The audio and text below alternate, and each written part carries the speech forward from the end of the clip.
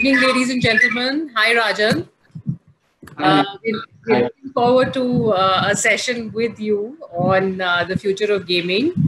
Ladies and gentlemen, Rajan is the chair of the CII Future Business Group. He's also the chair of the India 75 committee in CII. He's been involved in several things for many years and is a guiding light on many areas of work. He's also the chair of the India Digital Gaming Society, which is something that we've recently formed and is very active in the gaming space. Rajan, we are all very eagerly looking forward to your address on the future of gaming, which is an integral part of the larger AVGC sector. Without ado, over to you. We want to hear you now. Thank you. Thanks, Neerja. And I must congratulate you and the team for putting together such a wonderful summit. I think it's been very expansive, covered so many areas in the AVGC sector. And I think, gaming is something which is a lot in the news, at least in the recent times. And it is one area, where I believe that there is an opportunity for integration across many businesses, many sectors.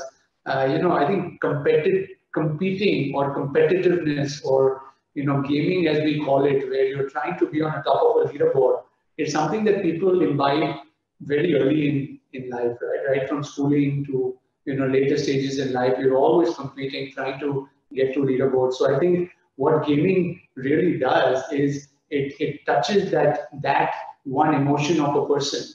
And this is unique, and this is something that exists across the world, has been happening at a very rapid and accelerated pace, particularly in India in recent years. And I think the subject that you want me to talk about is how it will shape up in the future.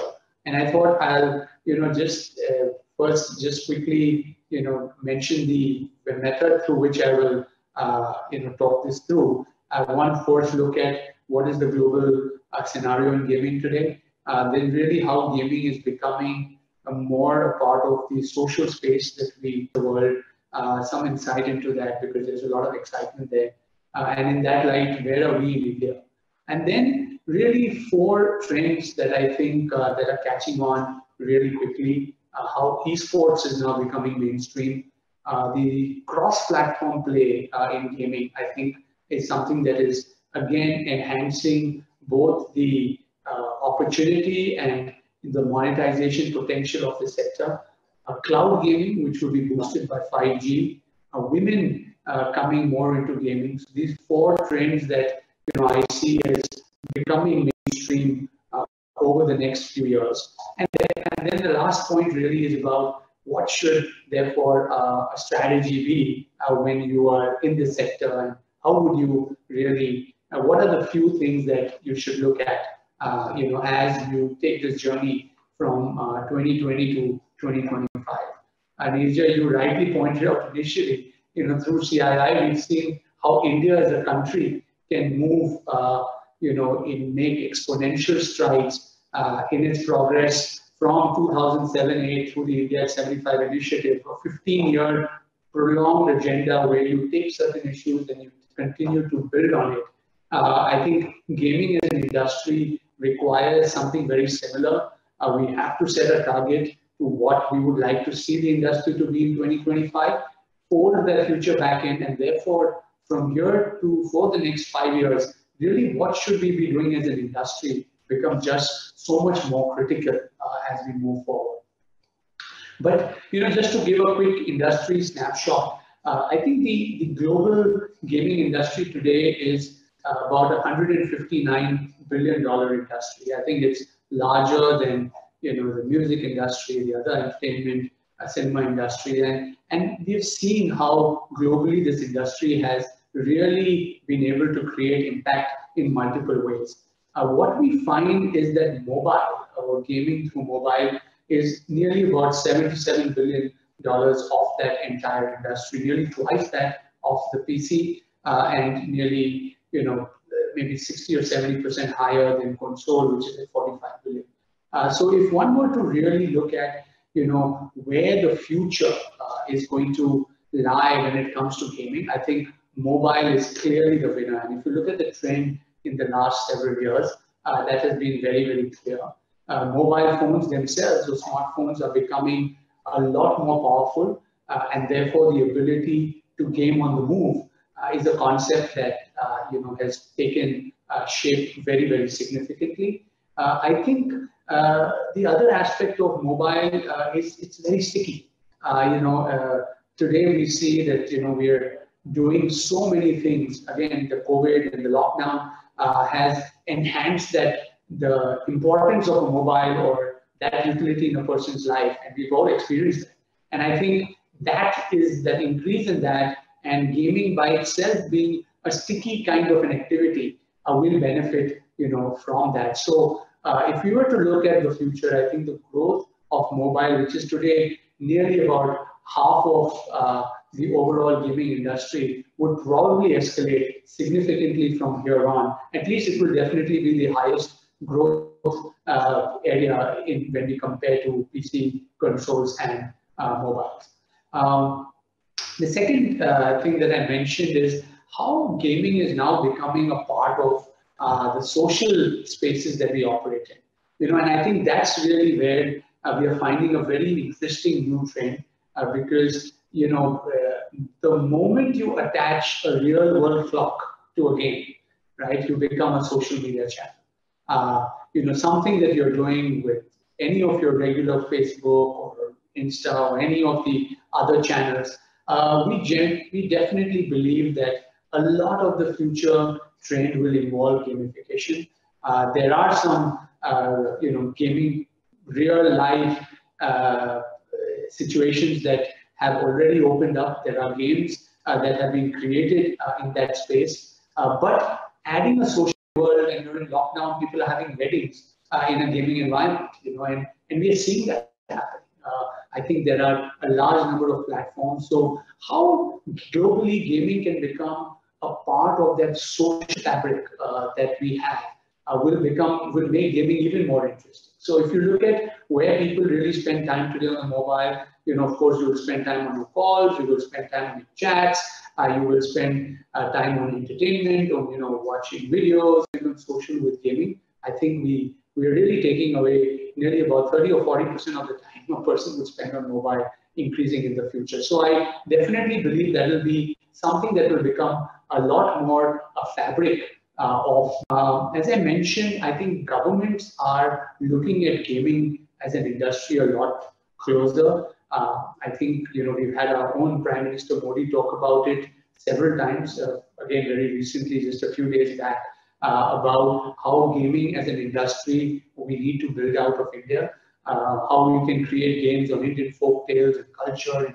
really use gaming as a part of association and affiliation to culture. And I think that's again such an exciting opportunity in terms of when it comes to education, it comes to taking gamification into multiple areas. During this period, we have used through Jet Synthesis, our company used gaming and gamification methods to create installations for businesses because people couldn't travel, and wind turbines and others using AR and VR, technologies and gamification methods of quizzing, etc., have enabled installations to happen now. I can tell you that we can see that shaping up, and I think governments are beginning to realize the importance of how one can do that, because that also builds a lot of efficiency into systems.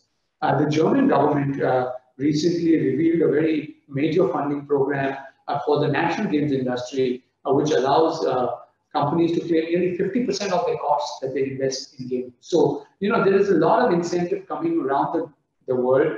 There are prime ministers talking, especially in Europe, of how gaming is the method by way of which the politicians can connect with the masses, the millennials, the new age people, and use that as a method, not only to engage their audiences, but also to create a two-way interaction. And I think gaming does that, right? It's always about a two-way interaction, about how do you use gamification to therefore build a much stronger connect with your citizens, and how can you then use that as a method to do a lot more with people. And I think if we look at it around the world, we have seen that happen, and I'm of a firm belief that India is seeing that, and therefore, as Nija mentioned, CII really took this up nearly 4 or 5 years ago, when we could see the green shoots happening, and set up the Indian Digital Gaming Society. We are engaging with the community, we are engaging with different people to see how we can create even gaming and gaming professionals to have lucrative careers as a part of this. How can we look at areas like engineering, art, design, and so many other areas where talent can come in, and how this talent can become part of a global supply chain for an industry such as this. I think if we look at the way the Indian gaming kind of sector is shaping up, on one side we have the game developers around casual gaming, mobile, which we've talked about. We've now created a whole ecosystem for real money gaming, where people are coming and using online methods to pay and to win competitions and exit in and out of that. How esports has shaped up, where people are using gaming to play professional sports, and I think the entire discussion around PUBG's withdrawal from India is actually one where we have professionals who play PUBG, whose livelihood depends on that, suddenly not having that opportunity in India. But it has already become a sport. It's kind of built a community of professional players and others. There are casters, and there are people who are looking at the streaming and creating different opportunities of livelihood out of that. So I think the ability for people to be able to build careers as a part of the gaming ecosystem is something very, very strong. And the gaming experience, the immersiveness, the ability to have faster gaming experiences, and I think gamification is now pretty much a part of every app, every world, and you will see even those who use gaming more for who use apps for transactions, actually now using gamification as a method to build an engagement with their own audiences. And I think all of that in India has started to move very significantly, and that has also generated, I would say, a lot of investor interest from around. What Nija mentioned, we've been looking at future businesses, and one aspect of the $1 trillion new economy that will come over the next few years is going to come out of new age areas. And I think gaming definitely sits in the midst of the different opportunities in new age that India would provide. And I think that's really where, even as Jet Synthesis, which is our group company, we looked at it nearly 10 years ago, at how we'll be able to be a part of the 360-degree ecosystem, right from creating India's leading esport company, Nodwin, and building that entire momentum around building mobile games, to really being able to look at PC gaming, working with Valve and the PC brands that can then engage with gaming. So our cricket game with Sachin Tendulkar, or WWE, which we are going to launch, creating cross genres of gaming experiences, is something that we have been able to build not only as one company, but I think even as a ecosystem in India. We really see that as being the future, in terms of how all of these areas will continue to grow and scale in the next 5 years. And I think that's the beauty about this industry as we continue to move forward. I think there is also a very strong opportunity, therefore, how you bring others into this, right? I think there is an opportunity for marketing. Which brand doesn't want to engage with a community, right? A community which stands for certain values, and where the brands match that, they want to be a part of it. And this is a large community of millennials, it's a community of young people, and most brands really would like to have an engagement with them. So we have seen across our businesses and across India that a large number of brands are beginning to engage. As I was mentioning, we use Sachin Saga as a cricket game with Sachin Tendulkar. We got Sonu Nigam to sing a song with Sachin to launch that game, right? So you brought into the tap of India, which is music, and really how do you build Bollywood style kind of entertainment to link gaming and gamification to that process that connects with masses. I think all of these things really build the community piece. And then, of course, through our mobile sports league and other competitive kind of tournaments, one is then able to really engage that community in a much better way. And that will bring new kinds of opportunities that will come in.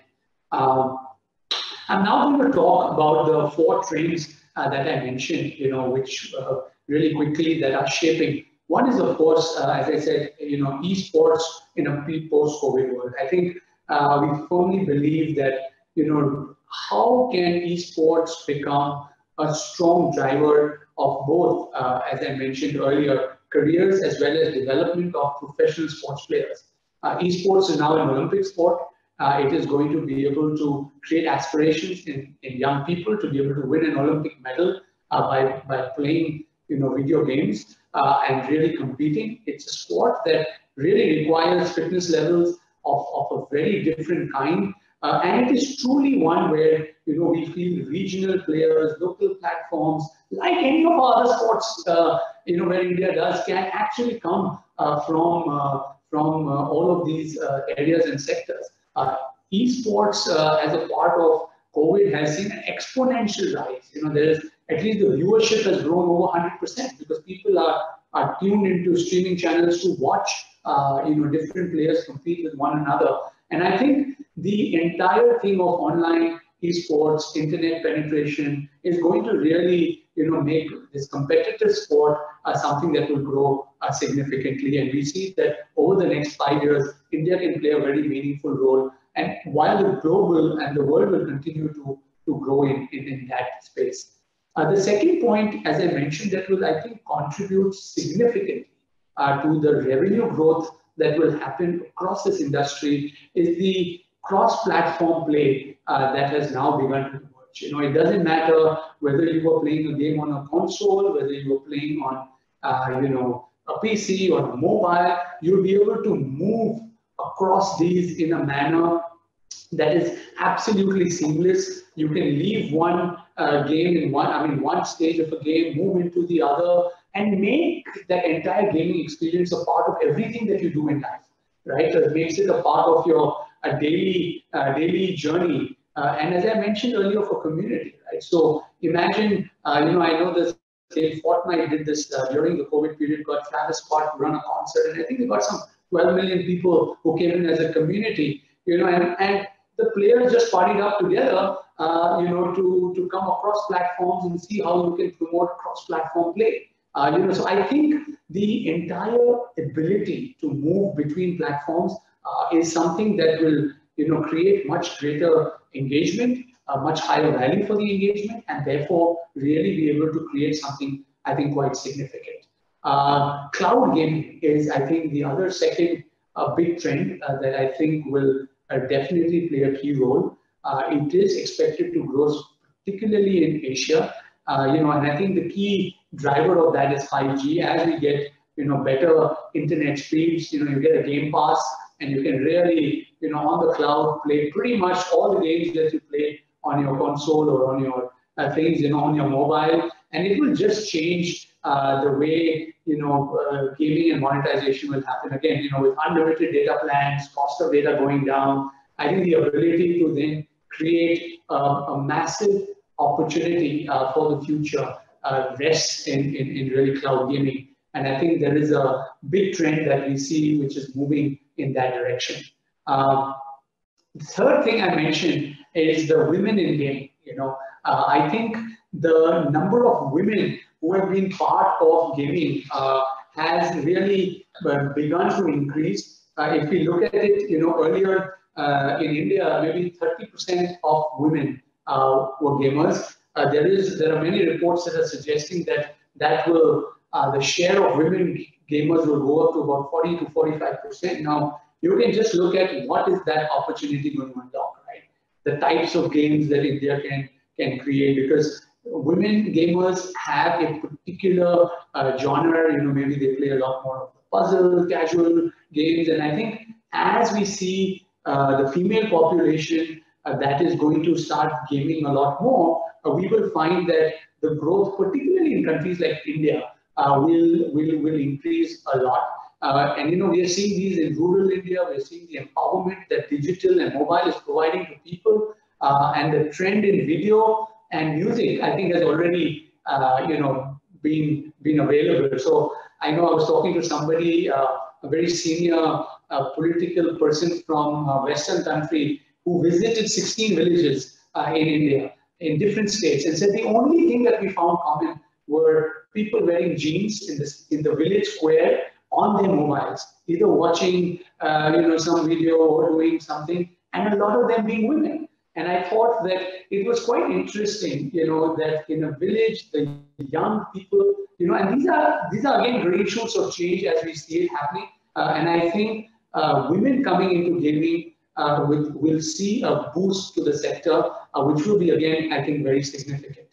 So these are the different trends, that are coming around, happening at the same time. But what does that therefore mean? How do you really plan your strategy, right? And I'm just going to share maybe 3 or 4 things that I feel that you can think of as you are planning a gaming strategy, or really as a company, you're looking at how you get associated with this sector.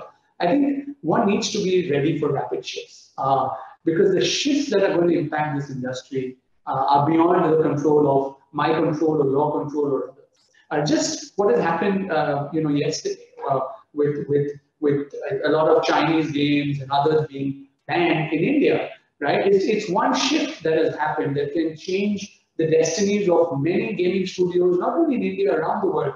The shift might impact you positively, the shift might impact you negatively, but being prepared and being ready and being agile as an organization, I think for these rapid shifts are important. Sometimes you might need to amplify your marketing really quickly, right? And so you've got to be ready as an organization to be able to do these kinds of things. The second, I think, and at least we are approaching this strategy in this manner, is that how do you focus and expand on genres and platforms, right? As I mentioned, there are multiple genres that are going to engage with new audiences. How do you therefore build your strategy? I think it's extremely important to keep that as you continue to grow and expand, so that you're never off the trends that are happening in the market and in the world at large. I think the third point I would encourage and urge businesses in gaming to look at is how do you grow talent within your organization and partnerships. I think we believe strongly that partnerships have now become critical to any form of growth strategy in the gaming industry. The entire collaboration ability today is so much more in a digital world than it has ever been. And I think the gaming industry should leverage that capabilities within our organizations, within the country. I think that's a third very strong point of planning a strategy. And maybe the last one that I want to talk about is, like, in every industry you say, who is your consumer, right? And I think for us, it's the player community. So deeply invest in the player community. How do you really create meaningful long-term associations with your gamers? How do you really create communities that will stand for values, that will influence mindsets, that can create virality around things that the game pushes out for them to be, and really use that, what we call a virtual community to make a difference in the real world. And I think the power of the gaming industry to be able to do that really sets this industry apart when it comes to most of the other things. And and as Nija, we believe that at the end of the day, at a time when people will not be able to move between countries, as we are seeing with countries becoming protectionist, digital technology, gaming, gamification is what is going to bring the world together in ways that we cannot even imagine. There will be challenges as one goes to do these processes, but how do you therefore choose the right types of games, the right kind of partnerships, the right kind of geographies, the right kind of methodologies that can virtually impact the real world for both the companies that are building games and the communities that are playing games. So I'm going to end here, but thank you for giving me this opportunity. And I think I've tried to put my little bit in the short time that I had about how we see this journey in the gaming industry from 2020 to 2025. So thank you. Back to you, Nisha. Thank you, Rajan. That was really fascinating, and particularly for somebody like me who doesn't understand the sector that well. I think it's been an eye-opener. And therefore, I think I am in the right space in terms of the sector that I'm in, and there is lots to learn. And I sometimes feel that I wish I had that little bit of creativity to really it's a fascinating world. This entire the overall sector, and particularly the gaming bit. We actually have a lot of people who are logged in through another platform because unfortunately, because there was a little bit of there are multiple sessions on, so we couldn't sort of get everybody on here. So there are quite a few people who have logged on. There's one particular question, Rajan, if time permitting, if you can, Sure. if I may just read out to you. There's somebody who's asked about this PUBG issue. Which is again, I think, which is playing on everybody's mind right now. It's too raw and fresh right now. For Indian players to compete with the rest of the world, when is this issue going to get resolved? Do you think this issue getting resolved? I think somebody's avid PUBG player and therefore is worried. Right. No, see, as I mentioned earlier, right, the most impacted community is the professional PUBG player. I think a casual PUBG player will find other games, which might be similar to kind of play, etc. But when it comes to the professional PUBG player, because this is the source of livelihood, it's definitely something that's going to impact that. And all those who are, as I said, engaged in the streaming and in the production of the content that goes around all of the sport and professional tournaments that are happening in PUBG. So that is definitely a sector that of group of people who are hit. As a gaming studio or even as part of an industry association, what we do is to enhance the positioning of the industry, both within the country and globally. And we work closely, Nisha, as you know, with government to see how we can take more positives, out of this. But I think the reasons around this ban are, completely out of the purview of any of us as an industry to be able to, influence or do anything about. So I think we have to see, how the situation develops, and there are policymakers and others who are looking at the best interest of the country while they are taking these decisions. And I think we have to trust the decision makers to see and ensure that the right decisions are made both for our country as well as for this industry as we continue to move forward. So I'm going to limit my comment to that much. Thanks.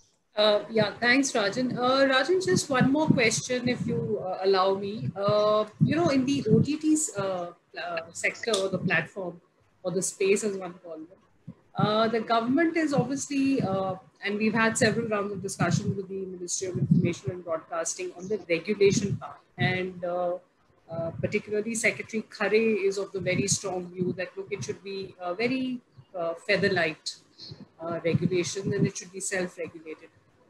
Do you see something like this also coming, as a thought process for the ministry or the government for the gaming sector? I mean, just as a preemptive to see how we need to start thinking in terms of policy. Yeah, absolutely, Neerja. And actually, as a part of the Indian Digital Gaming Society, these were some of the first discussions we had.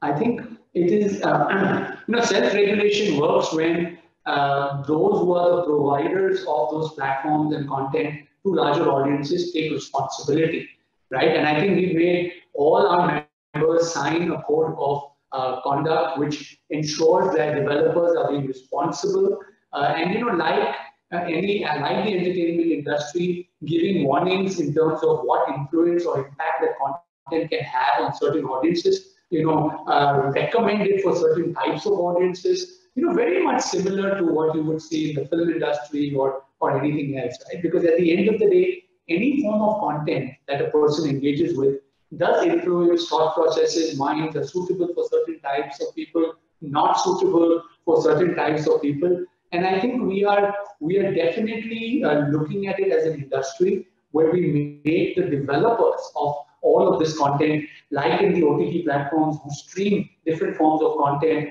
responsible for what they are going to stream. I think we make game developers and platforms also accountable and responsible. And I think at the Indian Digital Gaming Society, we take that very seriously. Of course, at Jet Synthesis, we also do a lot around how we can be responsible in terms of the content that we bring out. And I know many companies around India are taking that same, different forms. The $159 billion global gaming industry that I'm talking about is the building industry or the industry that is built off games that are played on console, PC, mobile, and the monetization methods are in-app purchases and advertising and branding. So the real money gaming and those kind of areas we're not talking about as a part of that industry, right?